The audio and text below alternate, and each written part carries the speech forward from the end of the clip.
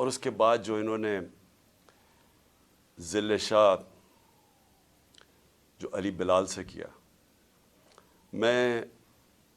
مجھے تو آہستہ آہستہ ساری رات پھر مجھے لوگوں نے ویڈیوز بھیجی اس کی کہ وہ ایک اسپیشل چائلڈ تھا. اس کے والد سے میری ملاقات ہوئی، پتہ چلا کہ وہ اسپیشل چائلڈ تھے، لیکن وہ ایک دیوانہ تھا.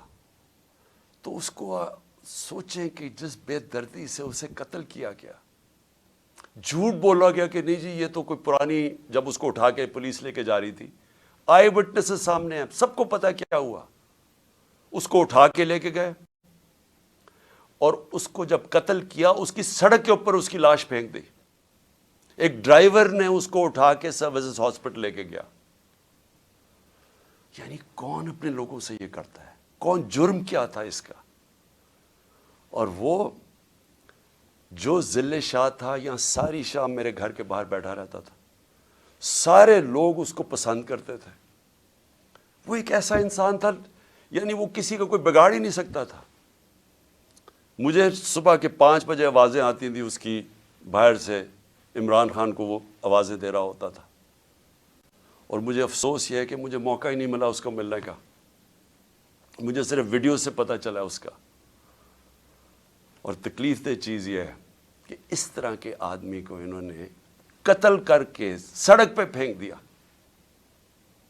اور پھر 302 یعنی اس کے قتل کا مقدمہ میرے پہ ڈال دیا ہے. 2 اور مقدمے ڈال دیے ہیں میرے. اب تقریباً 78 کیسز ہو گئے میرے اوپر. اس کا قتل کا بھی ڈال دیا. یہ ہے پاکستان میں اس وقت حالات. مجرموں نے ملک کو سنبھالا ہوا ہے.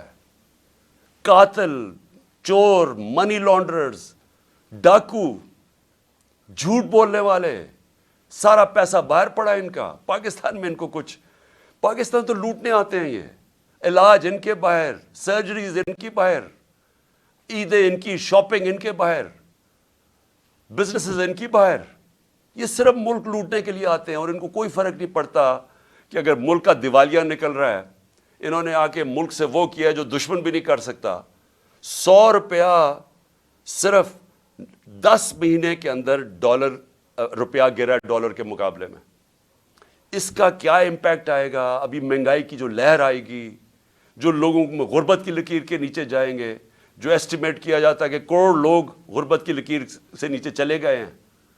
ان کو کیا فرق پڑتا ہے؟ ان کے تو ڈالرز میں پیسے اضافہ ہو گیا. یہ لوگ آج یہ حرکتیں کر رہے ہیں. کسی طرح عمران خان کو بند کیا جائے، آواز بند، اس کو قتل کرو، مارو، جیل میں ڈالو. کل کا یہ جو سارا ہوا، یہ ہمیں جب سازش کی سمجھ آئی، جب میں نے ختم کیا، سازش یہ تھی کہ تحریک انصاف کو کسی طرح الیکشن کیمپین نہ کرنے دو اور عمران خان کو کسی طرح جیل میں ڈالو. رات کو یہاں سارے انہوں نے راستے بند کر دیے زبان پاک کے. یہاں انہوں نے سارا بجلی کاٹ دی زبان پاک کی، اندھیرا کر دیا. یہاں پوری تیاری آپریشن کی ہو گئی. عمران خان کو یہاں سے اٹھا کے بلوچستان لے کے جانا تھا. 2.5 مہینے اس کو جیل میں رکھنا تھا.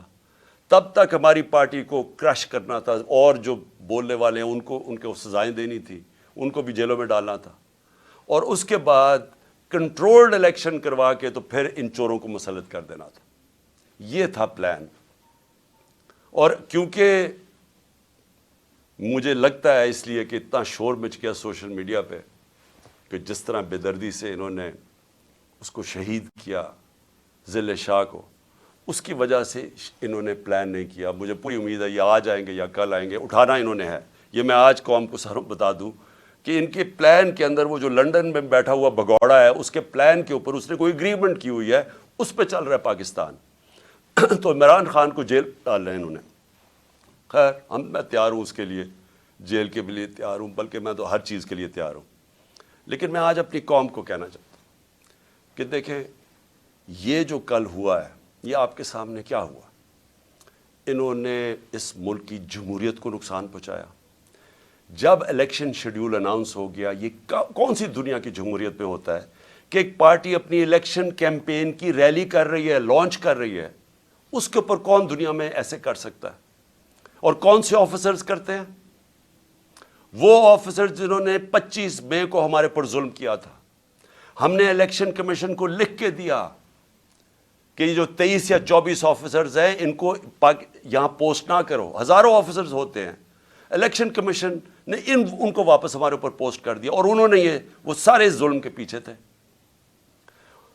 اور کیئر ٹیکر کا مطلب نیوٹرل ہوتا ہے. میں بار بار اپنی قوم کو بتانا چاہتا ہوں, نیوٹرل کیئر ٹیکر ہوتا ہے, مطلب غیر جانبدار ہوتا ہے.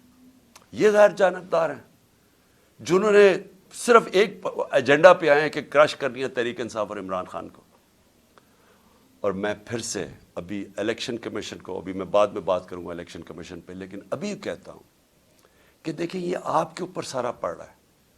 آپ کیسے ایک اس طرح کا کیئر ٹیکر سیٹ اپ لے آتے ہیں دونوں جگہ پہ, کے پی میں اور ادھر, جو ہمارے مخالف کو اوپر بٹھا دیتے ہیں. یعنی کوئی تو ایک انسان میں اخلاقیات ہوتی ہے, کوئی ایتھکس ہوتی ہیں, کوئی اچھے برے کی تمیز ہوتی ہے, کوئی فیئرنس ہوتی ہے, کوئی انصاف کے اندر کوئی تھوڑا سا سوچ ہوتی ہے. یہ کیسے کر سکتے ہیں کسی پہ کہ ایک ایسا چیف منسٹر بٹھا دیا جو جسے قسم کھائی ہوئی ہے کہ کسی نہ کسی طرح اس نے تحریک انصاف کو ختم کرنی ہے, وہ آفیسر سارے وہ بٹھا دیے ہیں. اور پھر اب ایک اور کام ہونے لگا. اب انہوں نے فیصلہ کیا ہے کہ یہ جو بیوروکریٹس ہیں وہ الیکشن کروائیں گے. ریٹرننگ آفیسرز وہ نہیں ہوں گے جو کہ عدلیہ سے لیے جائیں گے, بلکہ بیوروکریسی سے لیے جائیں گے. اب یہ بیوروکریسی کا تو حال دیکھ لیا آپ نے. کیا اسی بیوروکریسی اور یہ جو چیف منسٹر یہ ریٹرننگ آفیسرز اپوائنٹ کرے گا؟ تو یہاں سے پہلے ہی نظر آ گیا کہ یہاں الیکشنز میں انہوں نے جس طرح کی دھاندلی کا پلان بنا ہوا. تو میری ریکویسٹ الیکشن کمیشن کو ابھی بھی یہ ہے کہ ریکویسٹ کریں کہ عدلیہ کے ریٹرننگ آفیسرز آئیں, کیونکہ یہاں سے تو کوئی امید نہیں ہے. یہ جو لوگ ہیں ان سے تو کسی کو بھی کوئی امید نہیں ہے کہ یہ جب کیئر ٹیکر یہ بیوروکریٹس لے کے آئے گا تو ان کا تو ایجنڈا واضح ہے. میں دوسری بات اب کرنا چاہتا ہوں.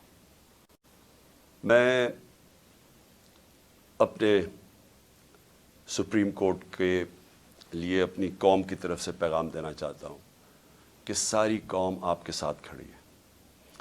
ساری قوم نے آپ کے اوپر امید لگائی ہوئی ہے. اس وقت ملک کے اوپر جو قبضہ ہوا ہے ان مجرم